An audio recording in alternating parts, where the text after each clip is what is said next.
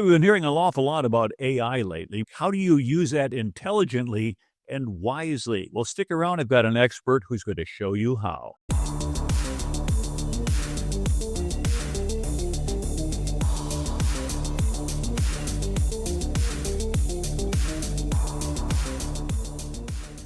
Hello, and welcome to another episode of CISO Tradecraft, a podcast that provides you with the information, knowledge, and wisdom to be a more effective cybersecurity leader. My name is G. Mark Hardy. I'm your host for today, and I have Oren Saban with me, who's going to talk about redefining SOC performance with AI and wisdom. Oren, welcome to the show. Thank you, and nice to meet you. Nice to meet you, everyone. So one of the most persistent challenges we have in a SOC, or the Security Operations Center, is the gap between how fast we can respond and how fast the attackers evolve. And for years, we've relied on detection, and then we tune our detections, and we have to deal with it, but the volume of alerts keeps going up. We have to worry about, of course, false positives, because that means that we try to go ahead and respond to something that's a waste of time. Of course, the false negatives tend to be worse, because that's a real problem that we let get through.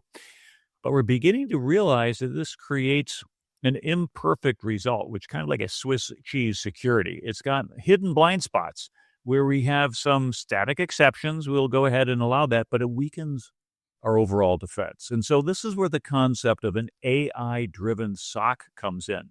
It's not about replacing the humans. Don't worry about losing your job if you work in a SOC or you run a SOC. It's about creating a hybrid workforce where humans and machines are going to reset this business dynamic so they can innovate faster and make better strategic decisions. So we're moving into an era where software development and security are being disrupted by AI-driven workflows, automated cycles. Things are going faster and faster and faster. So today's educational focus is on Made Security, a company recently selected for the 2026 Cybersecurity Startup Accelerator with CrowdStrike, AWS, and NVIDIA.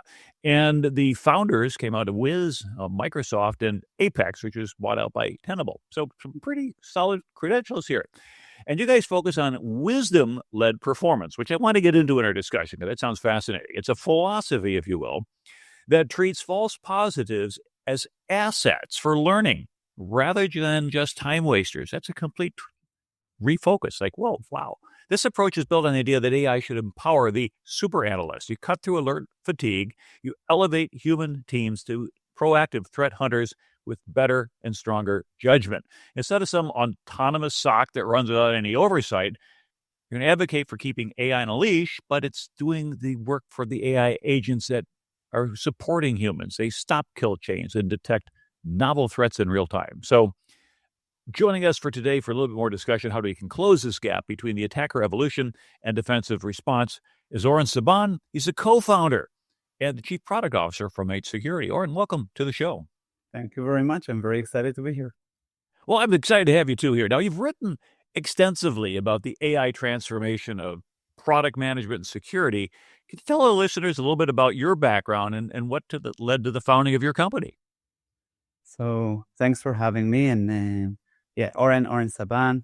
I've been building products for last 10 years, even a bit more, and taught product management for 5 years of those. I've been leading one of the biggest product management courses in Israel. And the thing that I always obsessed with was the gap between the sometimes mediocrity of what the tools promise for what practitioners actually experience in the day-to-day. And before Mate, I spent a lot of time in the security watching SOC teams drown in alerts, while vendor kept selling more and more dashboards, and it felt that something is broken. And we found a Mate because we believed the problem wasn't more and more detection. There's a lot of here's a risk and here's a risk to the point that we just don't manage to do security work, right? And knowledge sharing, orchestration, communication problem, which is the baseline of how we build our community, same problems as I've seen also in the battlefield in the past. The industry got better in saying something happened, not perfect, but we get better at that, but not good enough at helping the teams actually figure out what to do. What does it actually means? And fast enough to matter. So it's great. And I've seen at Microsoft, there's lots of ransomware attacks that you can, there were alerts. We've seen alerts, but nobody picked them up. Or even if they did, they didn't actually understand what's behind those alerts. And My co-founders also bring data engineering and security research background. And together we ask this concept of what if we actually leverage the data that is out there and we build AI that thinks like the great analysts of our think with the organizational context, not just the log data. And there's a paradigm shift that is happening, a new type of consumers to this backlog per se, which are AI agents. And those need to have the right knowledge in order to actually operate precisely. And this is this problem that we're trying to solve. So we have sort of a pyramid of data, information, knowledge, and wisdom. Data is ones and zeros. The information are the patterns.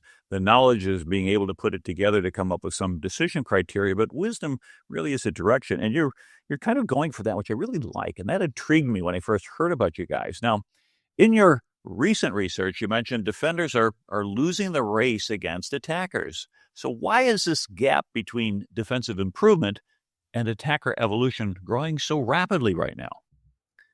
So the honest answer, I think, is that attackers are adopting AI faster. They don't have compliance boards or procurement cycles. They just ship, right? They deliver.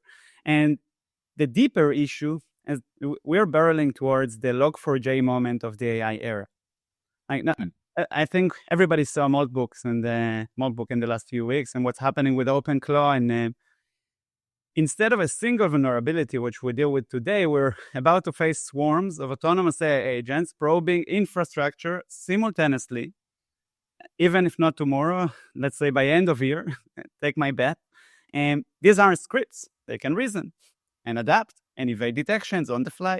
And this marked the death of human speed SOC, because you won't be able to handle it, right? You can't find a machine with our capability. You cannot defend at machine speed with manual playbooks that are not dynamic. And we're entering the era of machine versus machine. We're seeing a bit of that in the battlefields. We're seeing that also in the cyber warfare. And compounding this, AI-driven development compressed shipping cycles and the development side from months to hours. So the attack surface is expanding faster than any manual security team can verify. And that leaves defenders stuck in a paradox, right? You can buy more tools, it will create more noise, which you can't handle, but not more safety necessarily. And this is the paradox that I think everybody understands. We all understand that we're walking through. It's a question of how fast. Seem to be moving very fast lately. Yeah, it's a little bit frightening. And for those of us who have to address conversations with boards of directors and explaining to them that we're kind of losing this race. And the classic approach of tuning your SOC, we're going to reduce the noise, we're going to go ahead and try to set some sort of squelch, if you will, or threshold below which, this is low probability and low impact.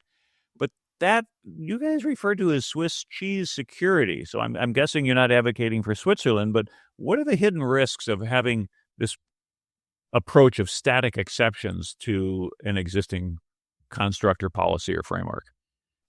So a great question. I think everybody knows what happens in a firewall with 15,000 different exception rules for nobody can manage. And the person who started that left the company years ago. Maybe they're already out for pension, but nobody wants to say the detection tuning is often equivalent of sweeping problems under the rug.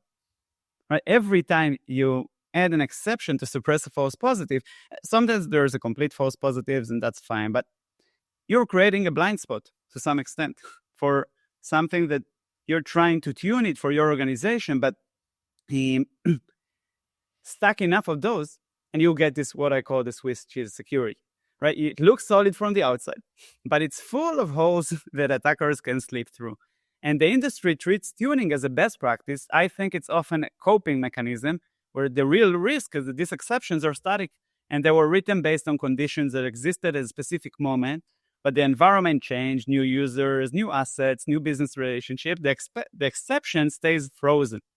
A classic example we can look through is you suppress alerts from a service account because it's expected behavior, right? It should go to the service. And then 6 months later, the service account gets compromised and nobody notices because you told your system to ignore it actively. The alternative isn't to stop tuning, but it's to make tuning dynamic. This is a lot of what we talk about a wisdom-led performance.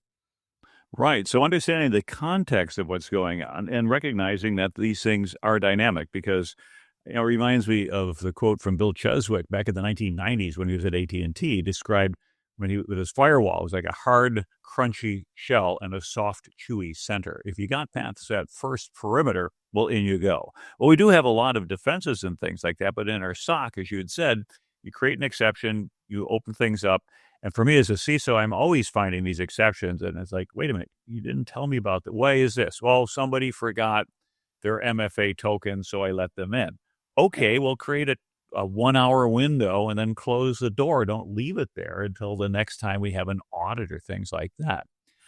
But I mean, humans are important, but the big fear that I'm hearing, and it's been going on for well over a year, is that AI is going to replace all the jobs. Now, how does your company define the concept of a super analyst? And in this particular case, you're saying AI is going to empower rather than replace the SOC team. And that sounds very intriguing. Tell me a little bit more, please. So I think let's be honest about the tier 1 triage as a full human job. I think this one will go away.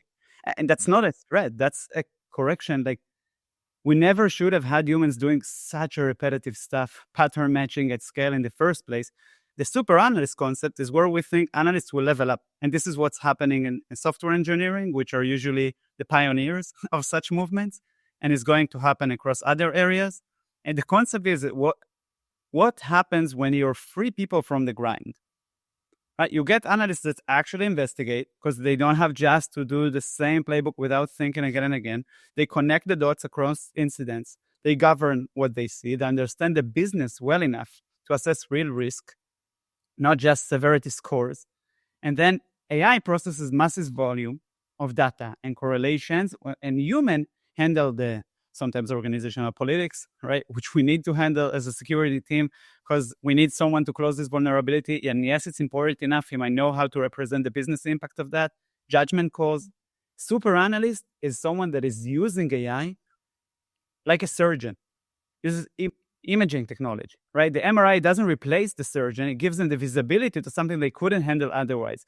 And I think it really comes through to the place where you have the surgeon, now it's the analyst, they have all these assistants, they're handing them all the different tools for them to be able to make the judgment call on the most important thing that you should do now. I like that analogy of MRI and the doctor because you're right. It lets them see things they couldn't normally see and make better decisions. But we're doing more than just saying, well, here's a box, go look at it and look at the printout. You're talking about a hybrid workforce where you have human AI collaboration. You don't talk to an MRI machine and have a conversation with it like we do with AI. But this is a new business dynamic. And so how does this work for us, this hybrid workforce? What's it going to look like in a high-pressure environment like a SOC? By the way, I think that every doctor, if they would have the opportunity to talk to the MRI and ask a further question of what they were seeing and not have to call for the patient again for 3 months later to take another MRI because this was not taken right, they would opt in. If you have such a startup, go out. that will succeed for sure. But in practice, hybrid SOC, for me, it means that agents are handling the first maybe 70-80% of every investigation, gathering context, enriching indicators, checking asset ownership, pulling historical patterns, and presenting the human and decision-ready packages.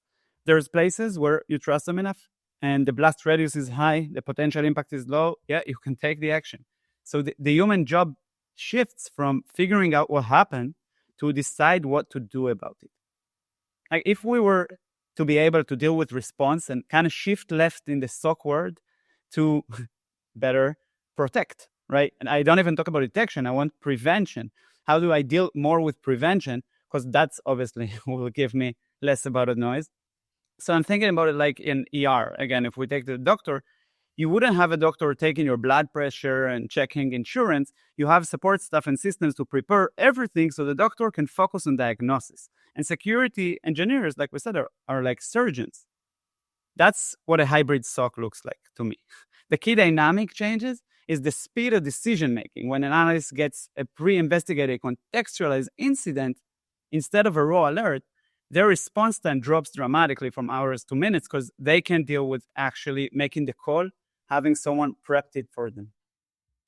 That, I think, makes really good sense, is that we're going to increase the ability to make decisions, and of course, increase the fidelity of those decisions so they're the right decisions. You can make bad decisions fast. That's not really a motivation, but you're making the right decision fast. Now, you've recently announced the concept of a security context graph. Why are you putting emphasis on data structure when you're looking at a SOC agent solution?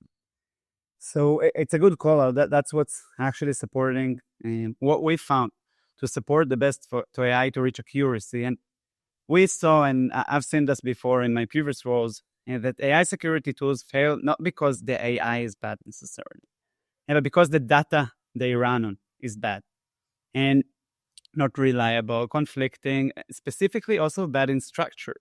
So security data is fundamentally relational, right? We want the connections. We always build graphs. And alerts means nothing in isolation. It means everything when you know who owns this asset, what's their role, and what was their business process, what were they doing before, who are they working with. Now, what we found is that traditional store logs, everybody know that, they're search engines for events they built for human, kind of system of record. But an investigation isn't only a search problem, it's a reasoning and correlation problem.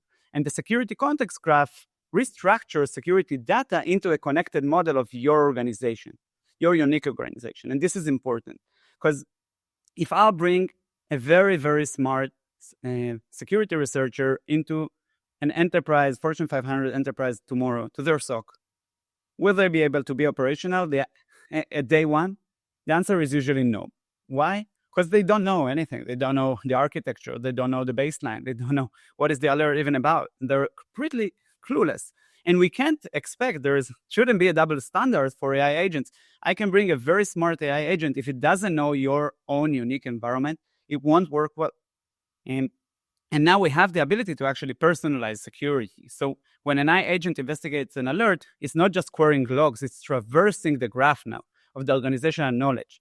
This is the infra for the stage where AI agents are the beginning of every investigation that is happening on top of our logs. So really with this context, it's rather than just looking at isolated log entries or things that have really no, I think context is still the right word for it. You're able to put that together and say, this is the pattern. This is what has been normal usage. This is abnormal usage. And here, because we're training and we're looking at this particular organization, we can tell that this just doesn't happen. Something's wrong. But if agents run only on human data, are there issues there? I think you alluded to them, that it's really not designed for context. It's just a bunch of logs, and humans looking at logs, as you said, at level one, it's just totally repetitive. But here you're saying we could do more than just kind of look at the data information. You're pushing up toward the wisdom frame, right? Yeah, and I would add that it's at the bottom layer. Yeah, it's the same amount of data that we collect.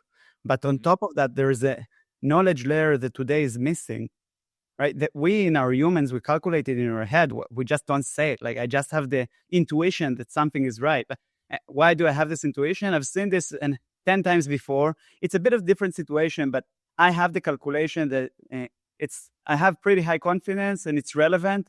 All of these are not as easy to machinize or productize in a way on top of just our SIEM logs.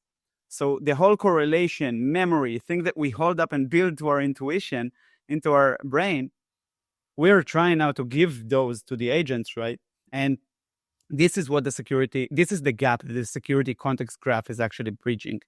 Getting this, what we call a percentage institutional knowledge sometimes, or other assumptions that we have taken along the way, decision traces, there were a lot of discussions on top of that, and building that into something that agents can actually traverse on to get this intuition that we try to bring to the table. Got it. I think one of the things that a lot of us who've been experimenting, working with some early AIs and LLMs, the like, is a problem of hallucinations and wrong answers. Basically, it comes down to trust. Well, if you're going to integrate AI tools into a SOC, you're going to need a lot of trust. You're going to need to be able to know that these tools are going to work correctly. What does it take to trust an AI tool? And then do you just turn it loose all at once? Do you gradually give it privileges? And then what should you be looking at as you provide more and more autonomy to the AI tool set? So I think a classic psychology, right? Trust is earned incrementally. Like you start with AI as an advisor. We all have done that with ChatGPT. And then it investigates and recommends. We see it's lying one time, so we don't trust it for his decision anymore. But a human makes every decision, and you watch the quality and measure the accuracy of that over time. And then you graduate. For investigation types where the AI demonstrated consistent accuracy, say 95% alignment with my decision, okay, now I can give it more autonomy because now I trust it, right? It happens again in software engineering, same thing. And then maybe it can auto-close benign alerts for this noise, because maybe I didn't have the capacity as a SOC to deal with these laws and informationals, but I throw the AI agent on those, and now I increase my coverage, but it does find out some interesting things. So organizations look for three things that we've mapped before granting autonomy. What we call a CPR, it's another model of ours, a confidence, precision, and versatility. So transparent reasoning, can you see why the AI made the decision, and audit trails, and you review every action. This gives you confidence, because now I can actually see the logic of how it's built after one time, second time, third time. I started trusting the surgical response, right? That's the precision capabilities. So I don't shut down the DC, the domain controller. I have more surgical response. I can operate with an RTR of CrowdStrike to actually pull the malicious file and get inside of those. So this gives us the precision that is needed. And the deep tool expertise we bring to the tables give you the capability to know if you have a rollback. What's going to happen after I click this button? This is a question that a lot of security practitioners ask themselves. Like, will I get an angry engineer or an angry CEO? It matters a lot. And then, I think that this is a lot of how I build trust with systems in general, and specifically in such a high reliable things like security. So I like that. So the three, the confidence, is it going to do what you want? The precision, is it going to act correctly? And then the reversibility, or as you said, or the rollback. If it turns out that somehow was a wrong step or a misstep, it doesn't say, oh, I deleted the production database because it seemed like at the time. We've heard about some AIs and doing things like that. So we're really going to keep that AI on a leash. Now, a lot of metrics of success for SOCs typically focus on volume. We had this many alerts, we had this many tier 1, this many tier 2, blah, blah, blah, blah, blah. But do you believe that AI automation makes these old security metrics obsolete? And if so, what should CISOs be measuring instead? So I don't think it makes all of them obsolete. Okay. Right? It makes some of them. And for example, the measurement of count, like how many, will be irrelevant, because we're going to go into a role of there's lots of alerts. If I have a good AI SOC solution, I can even increase the rate of which I get false positives, and increase my detection rate, because then I get someone to clean the noise and I'll catch more threats. We all know what it looks like in terms of how data science work, right? But so alert close per analyst is not something that it becomes meaningless when AI handles 90% of those. But investigation quality, what were right decision made, whether it's with a QA, with LLM as a judge, we have more capabilities around this area. That's going to be interesting. Obviously, when I work with an MSSP, I want to validate their work, and I'm going to look into that. Coverage confidence, what percentage of our attack surface is actively monitored with our new AI? So coverage over SOC U. I think a SOC shift left. How many of the attacks are we actually preventing to beginning? It's great that we have awesome things around detection and response. How do I take the lessons learned? And we spoke a bit about it, about like false positive as an asset. I think also true positive is an asset, right? I can leverage the things, and just in a regular SOC, in many cases, we don't have enough time to take and see the pattern of, let's take the phishing of our last month. What actually was the RCA? What type of phishing campaigns? Were we seeing a CEO impersonation that is coming more in the last few days? And now I can mitigate in a much more granular, we spoke about precision level, at the get-go. I don't need to get to the level of detection response. I want to block it even before it starts. So move left in the kill chain down to the recon. And then the time to actually make a business call, a business decision, of course, it's not about closing a ticket. It's the time, the threat containment speed. And this is what we hear from our customers that are actually interesting for. Interesting. So as we talk about moving to the left, I mean, you recently published some research on React to Shell. That's the CVE 2025-55182 for anybody who wants to look it up. So how does your approach help a SOC catch these little subtle signals before they turn into a confirmed remote code execution problem? So I think this research highlights how much the ground is shifting, right? With React server components, we're blurring the line between a client and a server. React to Shell wasn't a loud explosion. It was a serialization exploit where attackers sent data that looked like legitimate component, but tricked the server into executing code. A traditional SOC tool looking for signatures might miss this, right? We are shifting to a place where it will look malicious in a vacuum. It only becomes malicious in the context. We spoke about context, right? It happens a lot now with engineering tools. The distinction between an engineer and an attacker with hands on keyboard or with some malicious package that comes in, it becomes very, very, very close. Attackers are becoming more engineering. We're seeing that also out there. And their tools are becoming more engineering. Obviously, agents are writing code. So it comes down again to the context. And the approach we look into help because we don't just look at the raw packets like your ZTNA would. We analyze the relationship when the input, the application, the output, the behavior, the baseline. And if a component meant to render a user profile suddenly spawns shell commands, that's a behavioral contradiction. And a wisdom-led system or a very smart analyst would flag that immediately. Right. And so I can see what you're doing there is you're incorporating what, as you said, a wise analyst would do, but your AI system can do that. Now, recently we saw some node package manager, NPM, things compromised. I think 18 of them, which is really kind of a supply chain risk for anybody who's doing crypto. Now, using Node.js is pretty popular. Got millions that are out there. But how would a wisdom-led SOC respond differently to this type of a supply chain attack than perhaps a traditional one? So, I think this rocked the world a bit because it was so common. Right? The scary thing about these recent package attack, like NPM, Chalk, Debug, is these are foundational utilities we inherently trust. Yes. Open source, like the malicious code was heavily obfuscated. Static scanners, again, until we got the IOC of the CICR, the filtration channel that was there, it missed it. And a wisdom-led performance SOC focuses on behavioral context, right? Why is a text coloring library trying to open a network connection to an unknown IP? Mm-hmm. That's a question. Why is debugging tool trying to read an AWS secret key? And in places where it didn't before, in some cases, truffle hole would be very useful. In a vacuum, again, it doesn't look malicious. But when you apply the context of the library purpose, it becomes a screaming red flag. And we believe the future is monitoring in the runtime behavior of trusted assets to see when they betray this trust.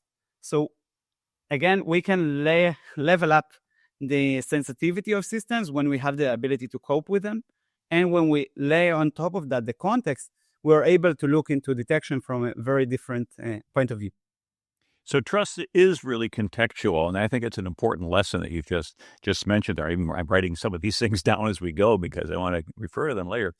Now, typically when we look at AI these days, people are justifying it. Well, it's a time saver. It allows us to do things better, faster, cheaper. But if there's a CISO trying to justify a solution like yours, so doing AI-driven security automation for their SOC, is there anything beyond just saving time? I think we've alluded to it, but let's reiterate that now so people listening in can take their own notes and say, yep, these are the points I need to make when I talk to the board or the boss. I think efficiency is the obvious ROI, right? But the real ROI is capabilities that you didn't even have. Like before AI, most SOCs were reactive by necessity. And AI frees the capacity, as I said before, to be more proactive, to do threat hunting, systematic detection, improving your exposure management. And so there's also the risk reduction ROI.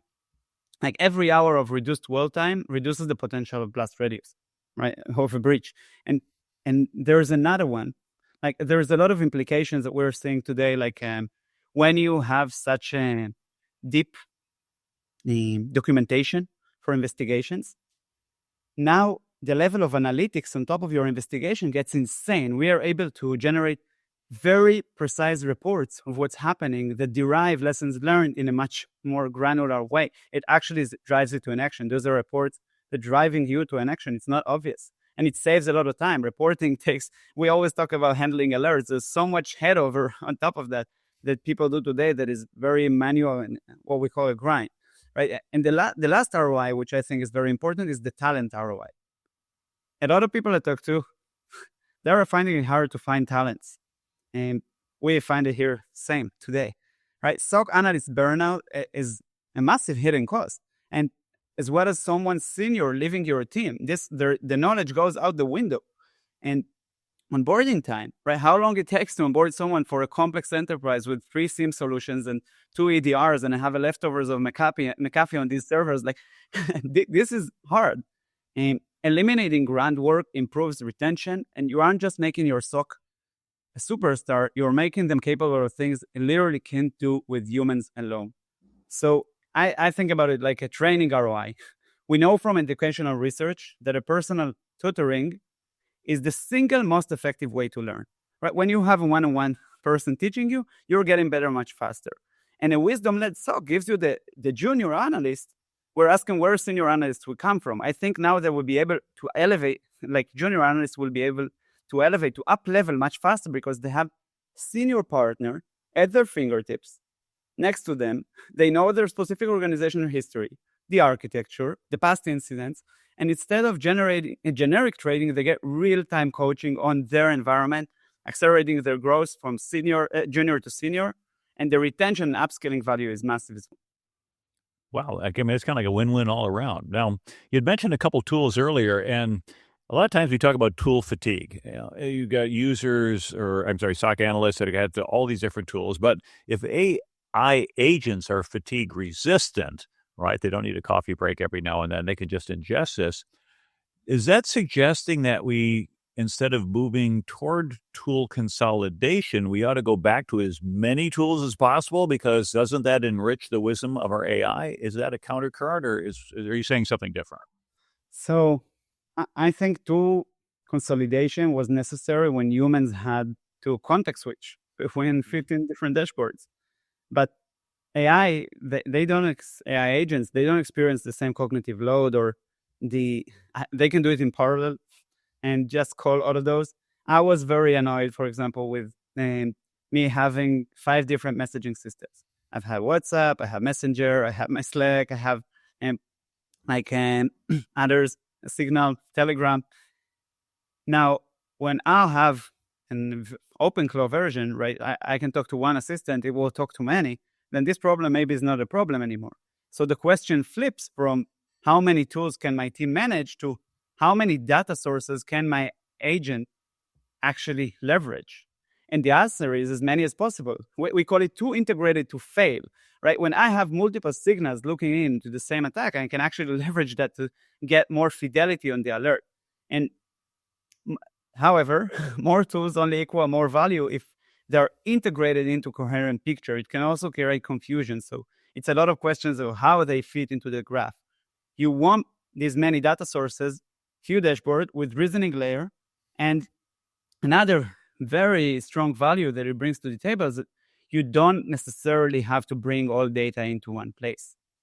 Like this is an assumption that we used to have, but now might break. We want it for detection, but things that we need for investigation, for enrichment during investigation, for response, maybe we go to the source system. We don't have to double pay to have data integrity problem, to manage the pipeline in order to actually get there. Right. So we could actually, if you will, use the logs in place rather than make a copy of them and then go ahead and pay for that. And of course, anybody who's looked at the cost of log storage, as we get more and more and more logs, it does go up. We talked a little bit, I mentioned it at the very beginning of the show about false positives and false negatives. And oftentimes a false positive, hey, that's a problem. No, sorry, never mind. We kind of hate that as an analyst because it looks like we were crying wolf. But you're saying that you can make false positives an asset instead of a time waster. Tell me about that concept. I find that fascinating. So, yeah, we really see false positive as an asset. Because in a traditional SOC, right? You suppress them eventually to silence noise and creating these switches we spoke about before. And a wisdom-led SOC is trying to think, always learn, right? I always want to get better from every action that I do. How do I get better from now to the next step? So why did we think it was bad? Like, why is it actually okay? Let's make sure we get to the bottom part of it, because we also, I must say, we made catches a lot of time where analysts get it wrong. They do. I've seen this in Microsoft as well. We were reaching out to customers saying, hey, we think something bad is happening here, and you said it's false or benign positive. And basically uses this data to build the context graph of the same organization. So a false positive on a VPN login tells you the detection rule doesn't account for legitimate remote work. So maybe the policy is not right? And then you want not just a mute button, but you leverage that for how do I look at it at the next investigation and your specific environment without creating this permanent blind spot.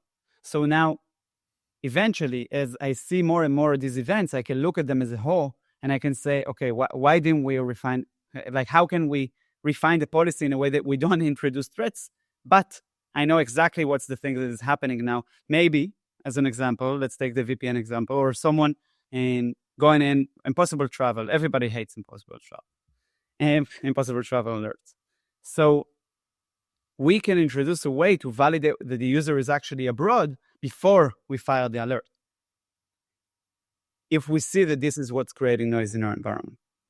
So really, instead of just having fixed static detection rules, we're looking at more dynamic context. The wisdom function is being able to say, hey, this is a context-aware defense. And that makes really good sense to me. Now, what I'm finding intriguing, though, is the availability of Made Security. It's now in the AWS Marketplace. It's part of CrowdStrike, AWS, and NVIDIA Accelerator. You're participating in those.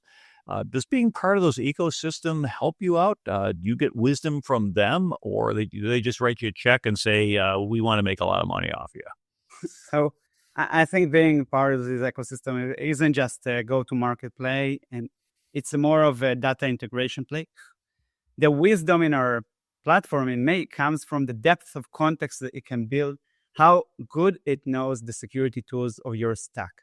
And we know that a regular team will buy lots of tools, utilize not many of what the tools can actually give. I can tell you from the Microsoft side, a lot of Microsoft customers don't leverage as much as you can do. Microsoft built awesome stuff around security.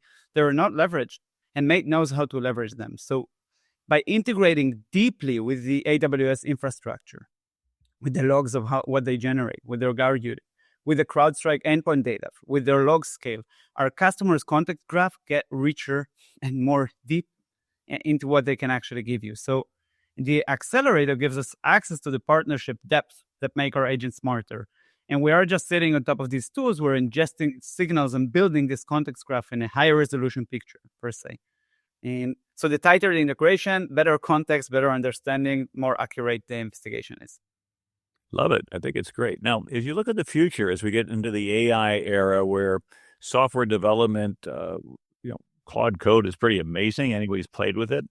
How do security operations change to keep up with this faster shipping cycles? Do we have to keep changing things over and over again? So I think, developers ship codes a lot. Not daily, but hourly, maybe with... Yeah, exactly. It says it's just boom, boom, boom, boom. So the attack surface expands daily or like every hour, and it moves so fast. Security operations must become, I've called it CICR, continuous investigation, continuous response, right? Similar to what the engineering have, like continuous context aware, not periodic. It needs to be like the liquid software of JFrog. SOC needs to understand not just what's in production, but what changed today, who changed it, what's the risk profile of that. The security context graph is critical exactly for that sense. We need to be able to traverse way faster than we used to before. And the organization, like to understand the organizational code of new code instantly, rather than waiting for a manual review cycle. And this is a must-have. Got it. So we're kind of moving the humans out of the grunt work stage into a more strategic level. If we're letting the AI take care of that low-level stuff, if we are reducing the false positives but learning from them, if we are ensuring that the contextually aware tool set knows that this is suspicious, but that is not, and things such as that. What are humans going to be doing in the future in the SOCs? Are we going to be sitting here and drinking our lattes and enjoying ourselves, or is there a more strategic role for humans here? So I think no, sadly or happily, it depends who you ask. But now the amount of work is growing. We're just closing the gap, and the strategic work is threat modeling, something that we all want to do. We don't always get to do, right? We need to better map what's the attacker is going to do and how we're going to react to that. Agents governance, that's definitely going to be a thing. I want to monitor these agents if they're drifting, if they succeed in their tasks or not. And again, it's happening in adjacent worlds today already, and that's going to move to security for sure. More profiling of adversaries. I think a cross-functional risk communication. Now we build this structure within each of our different departments in vulnerability management, in threat intel, and exposure management, and a post-breach.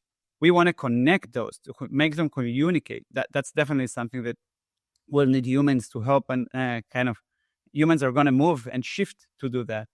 And I think eventually relationship building is also going to be very important. Like, how do I collaborate with peer organizations? We're not good at that as defenders. Not good at all. And like, there's ISAC, there are some other initiatives that's not as good as the attackers selling ransomware for $200 in dark web. And they don't have compliance requirements where they can't share PII and all this sensitive stuff. It's, they operate without those constraints. So I think eventually, like, there's high value human skills that are becoming more important when AI generates better insights. Got it. Hey, as we're getting close to the end of the show here, I'd like to know, what is your vision for the future if we look 2 or 3 years out? And what I'm hoping, based on this conversation, that we're going to a wisdom-led SOC structure. How is that going to play out for the CISOs, the Chief Information Security Officers, and those in security leadership interacting with their SOC? What changes can we expect to see in the next couple of years? So going back to, I think every time in security we had like this log4j moment of AI. I think it's inevitable that 3 years out, human speed SOC will be effectively gone because we just won't be able to cope with what's coming. And you never want to be the slower runner when the bear is running behind you, right? And we'll see also, in my perception, static indicators becoming less important as a primary defense, because attackers can now use AI to obfuscate malware on the fly. A file hash or a domain or IP even might be meaningless 5 seconds after it's used. So the future is going to be more, again, towards behavioral, TTP-centric with context, and we will likely see small specialized AI models running directly on endpoints and applications using shared security context graph between them to understand what normal looks like and to detect deviations from this real time. And this shift, again, focus from investigation, which is reactive, to disruption and prevention, which is definitely where we should head or where we should aim, and in my perception. So when this log4j moment of AI hits, the swarms of agents attack simultaneously, the goal isn't to triage alerts, is to have the ability to have shields up, right? Shields up, capability and machine speed. The SOC role becomes tuning the logic of the defense that gives you the insights from one attack instantly to update prevention rules and become more defensive. Again, we're saying that in other words. I think we're not fast enough and I can do it. And then the CISO is not going to ask, like, how fast did we find it, but why didn't our stack block it? And how do we automate blocking for the next time? So you're really proactive, and I love that. So it's kind of clear from our conversation that the future of the SOC isn't just about more tools. It's about better coordination, smarter automation. And if we move away from the Swiss cheese model of static tuning and embrace a hybrid workforce of humans and AI, we can start to outpace the attackers and actually be in a better position. So I think the key takeaway is that AI is a force multiplier for human judgment, not a replacement for it. And if you want to explore more about these concepts, you can head over to your company, Mate Security. That's MATE.SECURITY. No .com at the end. You're a .security. So thank you very much, Oren, for being part of CISO Tradecraft. To our listeners out there, thank you for listening or watching, and we hope you found this useful. And until next time, stay safe out there.